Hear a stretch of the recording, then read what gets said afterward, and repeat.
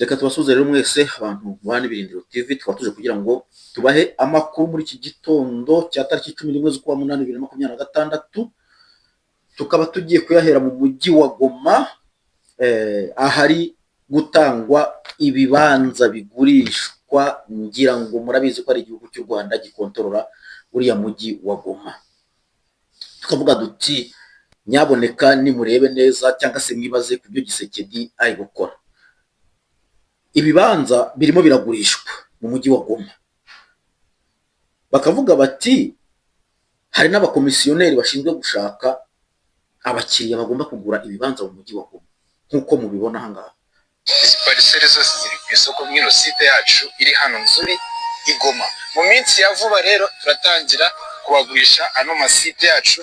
Abantu bashaka kumenya amakuru arambuye kuri izo site muzamvugisha, murabizi ko Sande ninjye mukomisiyoneri ubaha amakuru y'ibibanza bigurishwa.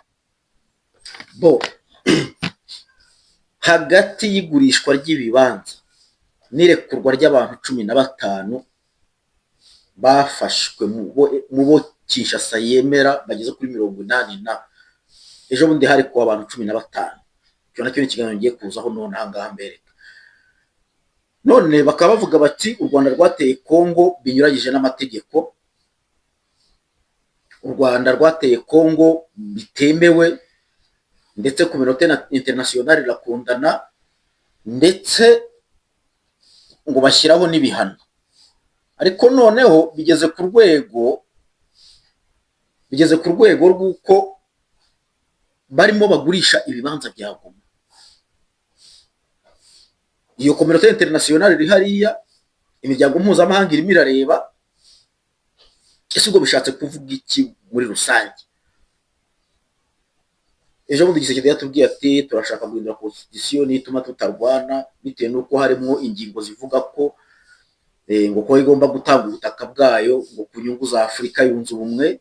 Niyo mpuze yatanze, ariko nibyo ngo constitution bashaka kuyihindura. Ariko noneho haribazwa iki muri aka gacerere turimo ahangaha? Ahangaha rero iyo tugiye kureba dusanga uku kugurisha ibibanza leta ya Kongo ishobora kuba nayo hari ikintu ibizo, kuko narababwiye nti nta kuntu ushobora gufata iriya FRDC cyangwa ushobora kugera ku butegetsi uzi neza ko muri iriya FRDC harimo abajenerali bashyizwemo n'igihugu cy'u Rwanda, ugafata MONUSCO irimwo MINUSCA, noneho ukabifata ukabijyana i Goma. MONUSCO irimo ingabo z'u Rwanda, ukavuga ngo abo bantu ko ari babiri bagende babwire M23 cyangwa RDF ive muri Goma, cyangwa basinyire ko bagiye kurekura umujyi wa Goma, cyangwa babwire ko ngo bagiye gukora verification ngo ya CCRF. Kubera ko icyo bita verification ya CCRF ngo uburyo bwo kugenzura gahenge gahoraho. Ese ako gahenge gahoraho koko karahari? Nacyo ni ikiganiro ngiye kuza, cyangwa nibyo tugiye kuvuga kuri iyi nkuru. Aha rero uko turimo tubibona ni ukuvuga ko niba agahenge gahoraho gacunzwe n'abo bantu ko ari babiri bameze nk'abavindimu, kuko FRDC ni umwana wa RDF, kubera ko abayoboye FRDC abenshi baturutse mu Rwanda. Abandi n'abaje basangwa ari abareberi muri kiriya gihugu, bagakorana n'icyo bise APR yari kumwe na AFDL, bagafatanya guhirika Mobutu, bagashyiraho Kabila, ubwo gukorana nabo bakamwica, bagashyiraho Kanambe, aribwo habaga mixage na brassage ngo ya CNDP na FRDC cyangwa se AFDL na FRDC. Ariho hazaga muri za ngabo z'u Rwanda zari zisenya impunzi z'amakambi 96. Ubu ngubu abenshi muri bo nibo bayobora Kongo, nibo bari hariya hejuru. Akaba mpamvu tuvuga duti ntabwo Kongo ishobora kurwana n'u Rwanda, kubera ko abizaka apui abo yakamasasu ni igisirikare cy'u Rwanda n'Ubugande, nicyo gifashe ta majoro ya Kongo. Kuvuga duti iyi ta majoro ya Kongo ikazana na MONUSCO, muzi ko harimo ishami ryayo rya MINUSCA n'ingabo z'u Rwanda ziba za Central Africa, Sudani n'ahandi, bagafata urugendo bakagigoma ngo bagiye gucungera agahenge gahoraho. Aho ngaho murumva ari ikintu kirimo kwera, uziye kwenda ngo ni ibintu ngo bya politiki, abo hantu murumva ari ikintu kiriho. inkurikizi z'ibi bintu rero cyangwa ingaruka z'ibi bintu dore ni ibi ngibi byo gushaka gushara noneho ibibanza kugurisha imijyi ya Goma, cyane cyane ko n'abaturage bagoma barimo bataka bati twebwe batubujije gucuruza, hasigaye hacuruzamo abandi. Tax abantu bazisoresha n'u Rwanda, n'irura yaje mu Rwanda n'isoresha. Abacuruzi bakomeye ubu ngubu ni abanyarwanda barimo hariya. Hariya rero bishatse kuvuga ko igihugu cyamaze kugenda mu gihe gise kidatavuga ati reka ntangize intambara yeruye. Ukuri ni uko niko kumeze, kubera ko ibintu byose Kongo iri gukora ibirakorera muri faiblesse, irimo irakorera mu ntege nkeya, irimo irakorera mu bintu utamenye ibyo ari byo. Ubu tuvugana barimo baravuga bati murindire Trump wanyu arangize manda ye, hazagiye hundi utari Trump. Ibyo bishatse kuvuga iki?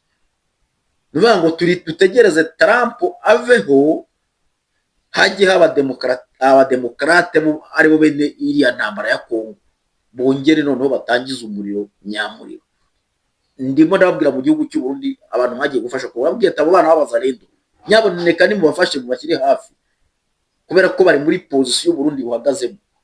Gisekedi na FRDC byanga gusubstitute bari abagenerali ngo abigizeyo, bashobora kuba hari amasezerano nabo hagati yabo basinyanye, kuko bari abagenerali bari kuri leta y'amajoro, bahagarariye Kabila, bahagarariye u Rwanda, bahagarariye Ubugande. Nta kuntu rero wakwanga ko Kongo igabanywa, cyangwa waba wanga ko u Rwanda rugutera gukomeza ugumisheho itamajoro bo bashyize aho hariya. Ntabwo bishoboka. Aho tukavuga duti nyaboneka ni ukureba neza ibi bintu byo kugenda bigiza y'amatariki batanga amatangazo n'uburyo bwo kugira ngo Trump ave ku butegetsi, intambara bayisubize ba nyirayo, umurongere wake bundi bushyashya. Kandi uko bigaragara niba Gisekedi na n'ubu atarapfa, hashobora kuba hari amasezerano avuga ko biriya bice bagomba kubitwara. Kuko we nta kuntu watubwira ngo watanze ibihano uri nka Amerika ngo ukomeze ukorane na zangabo ku rwego mpuzamahanga zino zishinga no kugarura umutekano, kandi uzishinja ko ari abateroriste, uzishinja ko ari abantu ngo bateye Kongo bitemewe n'amategeko, ukatuzana n'amategeko ukayashyira hariya, agatorwa na za resolution ye. Ndongere mbibutse kugeza ubu ngubu ikirwa cya Taiwan Amerika yaragitwaye, baracyari muri cessez-le-feu, abashinwa babuze ukuntu bakigaruza, kubera ko barareba gwatera bagasanga bakwica bene wabo. Na Amerika ikiyobora ubu ngubu baracyari muri cessez-le-feu, baracyari mu gahenge. Ibyo bintu mubimenye.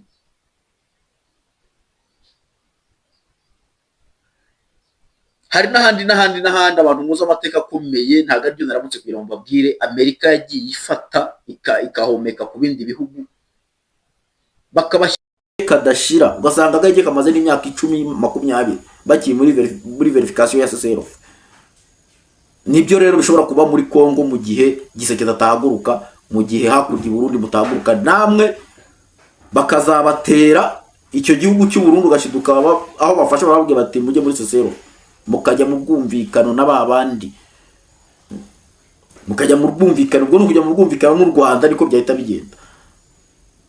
Ubwo rose Burundi bugiye kumvikana n'u Rwanda binyuze mu miryango mpuzamahanga, urumva byaba bigeze hehe? Ubutegetsi nibwaba bwagiye ngaya nguko. Rero nuko bimeze hari igoma, twaba tuvuga duti nyaboneka nimutangire musharije ibikoresho byinshi. Intambara ntabwo igomba kurangira uyu munsi, intambara iracyakomeje. Voilà icyiciro cya mbere cy'amakuru. Icyiciro cya kabiri, muzi ko i Doha bajyayo basabye icyo bita leta federale.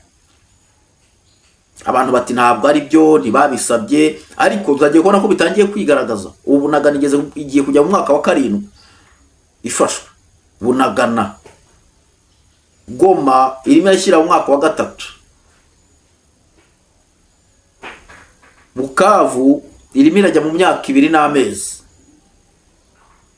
Aho bishatse kuvuga ko ari uburyo bwo kugenda begezayo, hakazagera ya myaka 8 yemewe n'imiryango mpuzamahanga, bakaba batora itegeko cyangwa resolution yemeza ko kiriya kigomba kuba igihugu nyuma y'imyaka 8.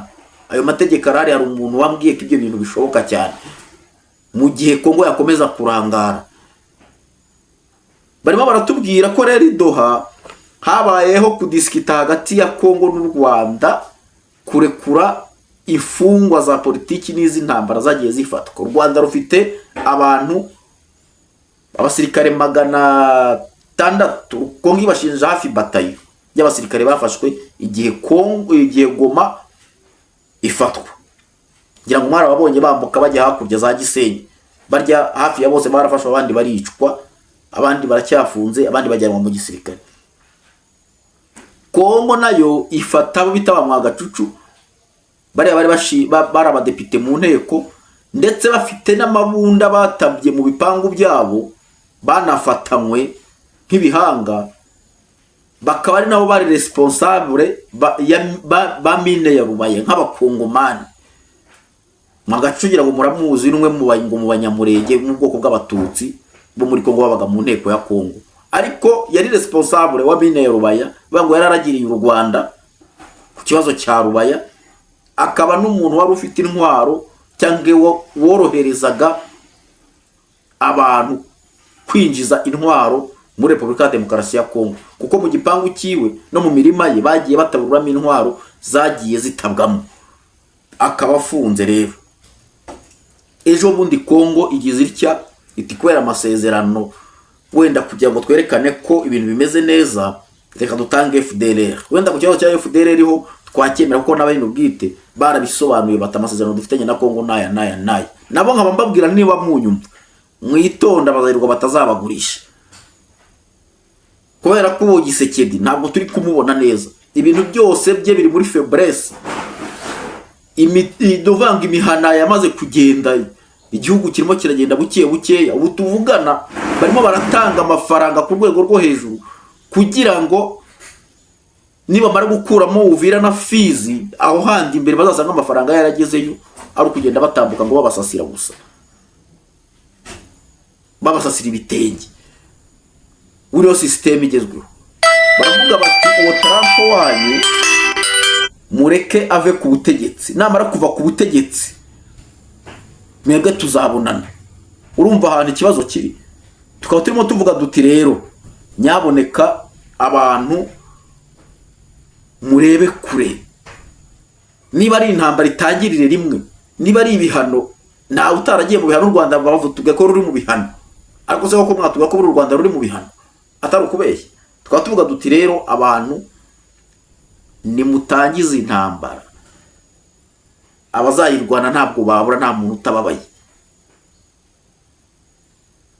Ubushize nabwiye abantu bafite sovereignty, bafite uburenganzira, ndavuga nti ko mubona abantu bagiye za Somalia, za Ethiopia, bakajya Sudani, bakajya ahantu hose kwaka imisada, bagasubira ku nkomoko zabo, ibyo bibuka ubona bibari inyuma. Kuki abandi bo nta nkomoko bagira? Abandi bo nta nkomoko bagira. Kuki abantu batajya muri za Burkina Faso, za Chad, za hehe hose, bageze aha Mali, abantu bamwe bagiye baturuka no abantu basubire ku nkomoko kujya kwaka umusada. Kuko biragaragara ko iyi ntambara yabaye iy'akarere ndetse ishobora kuba ni Afurika, bitewe n'abantu bamwe babiyemeje kuba ibikoresho by'abazungu kugira ngo bakandamize abanyafurika bene wabo. Twari tukiri rero kuri FDLR. FDLR nyine nk'uko nari mbabwiye yarabyemera avuga reka dushyire intwaro hasi, ariko hari ibintu ngenderwaho ngira ngo kiganiro nagisoje ejo bundi mwaracyumvise uko bo bivugira. None Kongo irongeye iti twebwe dushobora kurekura ifungwa, barazirekura ifungwa 15 mu buryo bwo kwerekana ko ngo bo nta kibazo bafite. Eske ni gute umuntu yaba yaraguteye akakwinjirira mu gihugu binyuranye n'amategeko ukaba ari wo wa mbere wo gutangira kwicuza ibyaha kuri we, kandi ataraguteye, kandi kandi utaramuteye ari we waguteye? Aho ngaho rero birumvikana ko harimo ikibazo. Niba niba babikoze kuriya, hari geste inkwerekarwa ku rwego mpuzamahanga cyangwa ku rwego rw'amahanga ko ibyo basinyiye bindi biri inyuma ya biriya dutangarirwa ku maradiyo bitangiye gushyirwa mu bikorwa. Nandi gute batanga amatariki 6 Amerika ivuga iti twebwe turimo turatanga preavis, turimo turatanga ultimatum ko ingabo z'u Rwanda zigomba kuba zavuyeho, ntagiye nimwe ishingura ikirenge. Aha rero hakaba harimo ikibazo gikomeye cyane, no kureba kure. Amerika nta kwizera 100%, kuko Amerika ntabwo izava hari iri ngo ize kurwana. Nta basirikare ishobora kohereza muri Kongo ngo baje kurwana. Ibyo by'umuntu uzabivuga azaba tubeshye, kuko niba Amerika yarananiwe de droit de Hormuz, ikananirwa intambara ya Ukraine, ubwo se ni gute abo bantu bayinanije hariya badashobora no kwinaniza muri Kongo? Akaba ari mpamvu rero mbwira nti igihugu nk'u Burundi kiri kumwe n'abo bantu bananije Amerika hariya, mufate bano bana b'abazalendo niba ngombwa izabo opposition kuri guverinoma ya Kongo, kubera ko Gisekedi byarimo ntabwo bigaragara neza. Ubu tuvugana harimo harakusanywa amafaranga yo guha bamwe mu basirikare bari haraza Uvira. FARDC yo barayirangije, ejo ndigira ngo naberetse n'umukomanda bari bashatse kwica wo bita Kuruninga, umujenerali wa Bazalendo baramurashe ku manywa baramuhusha, barongera baraza baramurasa nijoro baramuhusha. Uwo bita James Fiekadu kubera kuvugisha ukuri kwe, nawe ejo bundi baramushatse baramurasa baramuhusha. Nuba ngo hagati ya FARDC n'abari abana harimo contradiction, kuko bimanye inzira bikomeza kugenda, igomba gukomeza ikagenda ikajya gufata za Katanga bakajya za muri province ya Tanganyika, kuko niho hantu ngo hakenewe cyane. Murumva ko ni ibintu bikomeye. Aka kantu ko guceceka murimo mubona ni uburyo bwo kwinjiza amafaranga mu gihugu cyose. Ibihugu by'Uburayi byamaze gutanga amafaranga, hari amamiliyoni n'amamiliyoni yamaze gutambuka, binyuze muki, binyuze muri izo ambasade z'ibihugu bigiye biri muri Kongo, bikeneye ko karere bagomba kugatwara. Voilà, tugiye rero ku kibazo cy'intambara muri Republika ya Demokarasi ya Kongo. Ejo tariki 10 z'uku kwezi kwa 8/2026 Kipupu barongeye barayataka n'amadrone, barongera bayataka bakuraho Wazalendo. Ubu tukaba tutari twamenya neza aho intambara igeze, bitewe nuko kare akarere nta rezo ihari, nta connection ihari, barayikase. Ibyo bishatse kuvuga iki rero? Baratubwira ko ngo gukata connection ari uburyo butuma amadrone adashobora kumenya localisation ya Wazalendo na wifi X-Fi. Nibyo, ariko nta namwe twari twumva bavuga ko barekipeye, ahubwo intambara yarahagaze iracecetse. Ushe twaravuze duti minembwe irafashwe, ariko n'ubu ngubu noneho murabona ko aho bayatakiye cyagiye kugeza ubu nta muntu wongeye kuvuga ikijyanye na Minembwe. Abantu bose baracecetse, abantu bose baracecetse. Indi nkuru rero, kubera ya sensibilisation y'abanyamurenge hagati yabo, RDF na nicyo bita twirwaneho, barwanye na twirwaneho bayiziza ngo kutajya kwataka territoire ya Fizi, kubera ko bari bamaze kwaha ibikoresho bihagije. Hagati yabo rero bararwana bazizanya ngo kutemera kujya kwataka hariya. Urumva ko hatangiye kuzamo nabikibazo, ariko u Rwanda icyo rukeneye ni ugukoresha abantu bana b'Abakongomani muri izi atake, kugira ngo bagaragare ko aribo bashaka uburenganzira bwabo kandi u Rwanda rwo rubiri inyuma. Ibyo byongera ngo abantu mwese turabizi. Tukavuga duti rero nyaboneka ni murebe kure ari u Burundi na Kongo, kubera ko ikigenderewe ni ugufata kare akarere. Ibindi bihugu ubango umaze gutegeka Kongo, ibindi bihugu byo n'ukujya babibwiza umunwa, ntabwo bazabirirwa barasa. Ngo yavuga batuwe president ijyaho nawe vaho, kubera ko ngira ngo ni umugambi watangijwe kera, bamwe twese tutari twanavuka. Ugomba gushiraho ubutegetsi bw'abantu bamwe muri Afurika bazaba bahagarariwe n'abazungu, ngo bamwe bagategeka hasi ku rwego rwo gucukura amabuye y'agaciro, abandi bagategeka hejuru. Rubanda bakubitwa ibiboko, cyangwa se nyoko muti kubitwa ibiboko, shiku n'umujishi noneho mu karere bikareka kuba iby'u Rwanda gusa, iby'abanyarwanda bari mu bungu mu Rwanda bikaba noneho iby'akarere. Ngira ngo abantu ufite abantu Goma murabibona uko bimeze. Abantu barhereye bunaga nabarwana, ababonagamo ko ari ingenzi barabanza babakuramo kugira ngo bimike ababo bafitanye nabo confiance nibo basoresha. Abakongomani bitanze ngo kugira ngo cyama ngo kije ngo kubarindira umutekano ngo gifate ngahantu, ubu nibo bakubura amabarabara. Ngira hari abavuye muri ntuze mu nteko muri Kongo ngo bajya M23. Ubu nta poste nimwe bari babona n'abantu bo kubyuka bahamagaza za Sarongo mu mujyi. Ngayo nguko rero urgisho n'ishutu rigashira udahaze, abo nabo bagambaniye bene wabo baruhira gukubura ibarabara. Niko bimeze. Amakuru dufite ubu ngubu icyo bise twirwaneho FNL zabameba M23 bakaba bongeye barikusanya nyuma yuko bari bamaze iminsi barwana ejo bundi babuzanya kugira bumvikana ko bagomba gutangiza ibitero. Ubu gipupu umururu uri muraka. Ejo bundi nawe wo bita James Fieka yababwiye ati shene ya Mitamba yose ni krete y'imisozi ya Mitamba ikikije Uvira arigize ho plateau na moye plateau. M23 ngifite ahantu hanini 70% niyi hafite. Baravuga bati Uvira niyo ibura.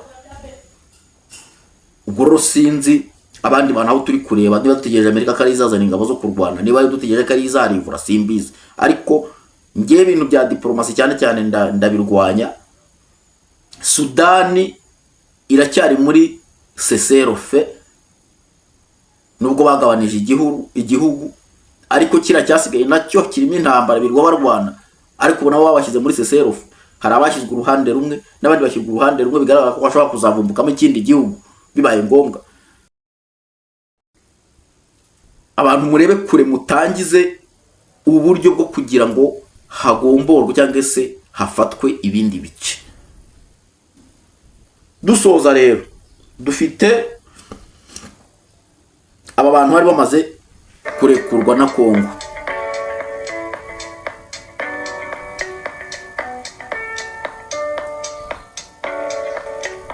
Iyi video sinyikina yose kuko yaza kuduteza ibibazo.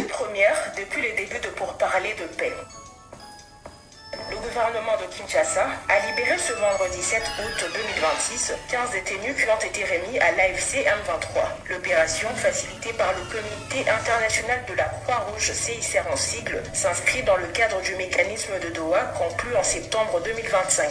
Acheminé entre le 6 et le 7 août 2026, le 15 ex-détenus ont quitté Kinshasa à destination de Béni. Ils ont ensuite transité par l'Ouganda avant d'arriver au poste frontalier de Bunagana dans le territoire de Rutshuru. À leur arrivée, ils ont été accueillis par une délégation de l'AFC M23 conduite par le secrétaire permanent et chef de l'exécutif Benjamin Ponipa.